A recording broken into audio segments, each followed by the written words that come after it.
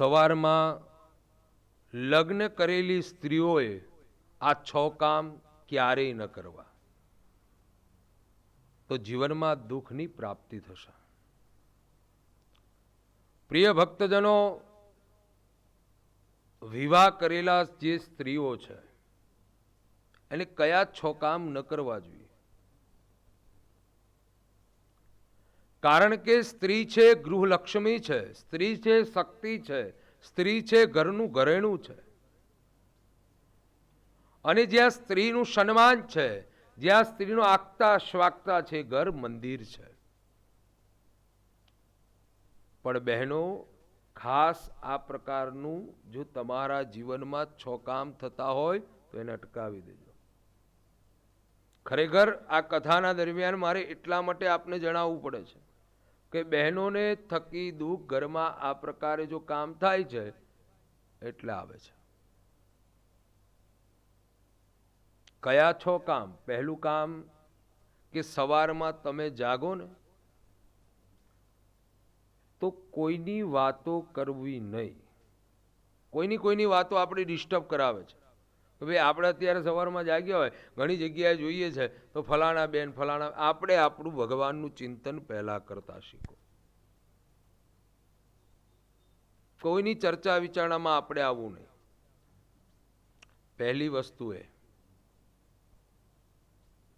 બીજા નંબરમાં સ્ત્રીઓએ ખાસ સ્નાન કર્યા વગર પોતાના રસોઈ ઘરમાં જવું નહીં. સ્નાન કર્યા વગર પોતાના રસોઈ ગૃહમાં જવું નહીં. ત્રીજા નંબરમાં કે તમે જે કોઈ રાંધેલું છે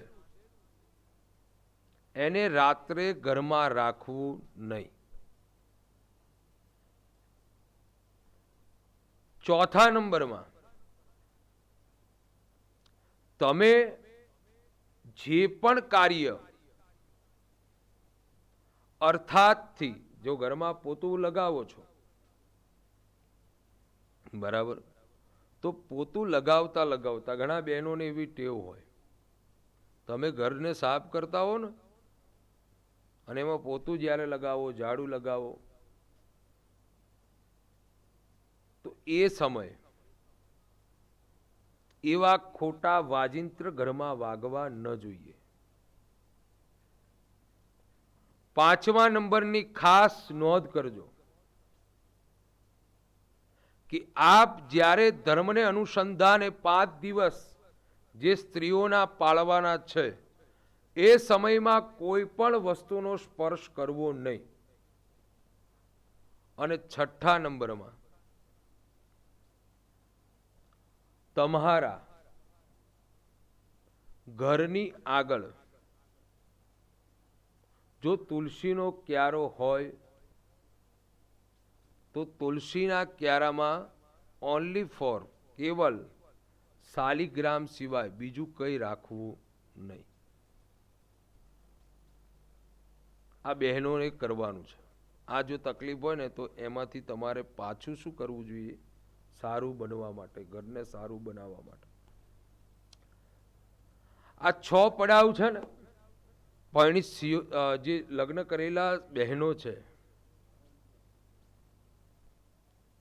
તો તમે તમારા પતિદેવને આગળ લાવવા માટેનું આ 6 કાર્ય કરતા રહેજો. તમારા પતિદેવ ચોક્કસ જીવનમાં સફળતા પ્રાપ્ત કરશે. પણ ઘરમાં રહેલી સ્ત્રીઓ જ્યારે જાગો ને ત્યારે ભગવાનનું ચિંતન કરતા જાગો. સ્નાન આદિ કર્મ પતાવી શણગાર સજી જે ઘરમાં આ પ્રમાણે કાર્ય થતું હશે તે દુઃખી નહીં હોય. યાદ રાખજો. હું આપને જણાવું છું અને ભગવાનના પુરાણોમાં પણ લખ્યું છે કે સૌભાગ્યવતી સ્ત્રીઓના શણગાર પૂર્ણ હોવા જોઈએ. અત્યારે આપણે જેવી મેચિંગની સાડી હોય, એવો મેચિંગનો ચાંદલો હોય, એવી મેચિંગનો તીકો પૂરેલો હોય, આ બધું ખોટું છે વાલા. કેવલ કંકુનું તિલક થાય. કપાળમાં, સેથીમાં, બિંદામાં આપણે એક સિંદૂર જ પુરાય. હે, અત્યારે તો રબરના ચાંદલા થઈ ગયા. ચાંદલા ક્યાં ફરતા હોય? બાથરૂમમાં હોય, અરીસામાં હોય, નળ ઉપર હોય. હે, એક બેનનો ફોન આવ્યો, મેં પ્રશ્ન કર્યો કે મહારાજ મારા પતિદેવને શરદી જ મટતી નથી. તો ક્યાંથી મટે? ઘણા બહેનો તો છે ને જે ધોકેણું આવે ને એની ઉપર ચાંદલું રાખી અને ધોતા હોય. તો તમારું સૌભાગ્ય છે, ક્યાં ક્યાં તમે એને લગાવો છો. ઘરમાં રહેલી જે સૌભાગ્યવતી સ્ત્રી છે એનું મુખ જોવામાં આવે તો પણ મંગલ છે, અને વિધવા પોતાની માં છે એનું મુખ જોઈને જાઓ તો પણ તમારું મંગલ થાય છે. પણ પોતાના આ પ્રકારથી પોતાનું આ રીતે સજવું જોઈએ. અલંકાર આભૂષણ ધારણ કરવા જોઈએ. તો આ સ્ત્રીઓનું સૌભાગ્ય છે. ઘર આગળ ક્યારે આવશે કે તમે ભારતની સારી આર્ય નારી બનશો ને તો ઘર આગળ આવશે. તમે જ પાણીપુરીની લારીએ જઈને પાણીપુરી ખાતા હશો તો તમારા બાળકો ખાવાના જ છે, એમાં કોઈ મિનમેક છે નહીં. તમારે જ અઠવાડિયામાં એક વખત હોટલમાં જઈ પીઝા અને બર્ગર ખાવા હશે તો તમારા દીકરાઓ ખાવાના છે, એમાં કોઈ મિનમેક નથી. તમે જો મહિનામાં 3 વખત પિક્ચર જોવા માટે હદ કરતા હશો તો તમારા દીકરાઓ એ પ્રમાણે કરવાના જ છે. પછી આપણે ફોન કરીને કહીએ ગમે તે સાધુ સંતોને, મહંતોને, મહારાજોને કે મહારાજ મારો દીકરો મારા કીધામાં નથી. પણ ક્યાંથી હોય? તમે એને તમારું જ જે ઘરમાં જોશે ને એ જ કરશે. વાલા, સૌભાગ્યવતી સ્ત્રીઓએ શણગાર સજી ઉમરાનું પૂજન કરવું જોઈએ, પીપળાનું પૂજન કરવું જોઈએ, ઘરના દેવી દેવતાઓનું આરાધના કરવી જોઈએ, તુલસીજીનું પૂજન કરવું જોઈએ, મહાદેવજીએ જઈ ભગવાનને દીપનું દાન કરવું જોઈએ, પોતાના સાસુ સસરાની સેવા કરવી જોઈએ, પતિદેવની યાજ્ઞામાં રહેવું જોઈએ. રાત્રે પતિદેવ ભોજન કરે પછી જ ભોજન કરવું જોઈએ. મહારાજ મારા પતિ તો કેટલા મોડા આવે, હું ભૂખી થોડી રહી શકું. અનુમતિ વગર ભોજન ન લેવાય.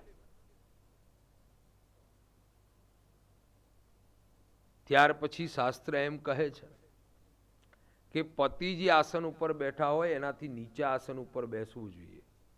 અત્યારે પતિ જ ખુરશી લઈ આપે બહેનોને. બને છે કે નથી બનતું? ઘણી જગ્યાએ બને છે. એ અપરાધ છે. તમે દુઃખને આમંત્રિત કરો છો. તમે સૌભાગ્યવતી નારી છો. અને અહીંયા જીજાબાઈ થઈ ગયા, રાણી લક્ષ્મીબાઈ થઈ ગયા, માનસોયા સતીવ્રતા થઈ ગયા, પતિવ્રતા સ્ત્રી થઈ ગયા. આપણે એ પૃથ્વીના સંતાનો છે, ભારત માના સંતાનો છે. અહીંયામાં સીતા જેવા પરમ માં ભગવતી થઈ ગયા, માં રાધારાણી થઈ ગયા. આપણને જીવનને જીવતા શીખવાડ્યું છે. બહેનો ખાસ આ પ્રમાણે જીવજો. પોતાના પતિના પગની સેવા કર્યા વગર ક્યારેય સૂતા નહીં.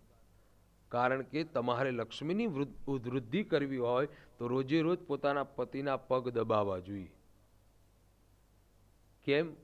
તો આપણા શાસ્ત્રમાં લખ્યું છે કે રાહુદેવ જ્યારે તમે પગ દબાવો છો એનાથી લક્ષ્મી વૃદ્ધિ થાય. વિષ્ણુ પુરાણમાં કહે છે. ભગવાન શેષનાગની શૈયા ઉપર સૂતા છે ને માં લક્ષ્મીજી પગ દબાવી રહ્યા છે. એ ચિત્રમાં તમે જોઈ હશે, ખ્યાલ હોય તો. પણ આ બધી વાત બહેનો માટે છે, પાછી ભાઈઓ માટે છે. અમુક ભાઈઓ એવા હોય છે પોતાની પત્નીની માન્યતાઓ નથી રાખતા. સ્ત્રી એ ઘરનું એક આપણું પોતાનું હૃદય અને પોતાનું એક આગવું ઓળધ્યાનું હોવું જોઈએ. ઘણા પતિઓ પોતાની સ્ત્રીઓને ન બોલવાના શબ્દ બોલે, માર ટીપ કરે, એ ન કરશો. તમારા પત્ની, તમારી બહેન, તમારી દીકરી, તમારી માતા, એને સાચવો તો લક્ષ્મીની વૃદ્ધિ ચોક્કસ થશે, શાંતિ ઘરમાં ચોક્કસ રહેશે. અને આ પ્રમાણે જો સવારમાં ઉઠી અને આ 6 પ્રકારનું કામ કરતા હશો તો તકલીફ આવશે, અને આ પ્રમાણે કામ કરવાનું શરૂ કરશો તો ખુશી અને લક્ષ્મીની પ્રાપ્તિ ચોક્કસ થશે બહેનો.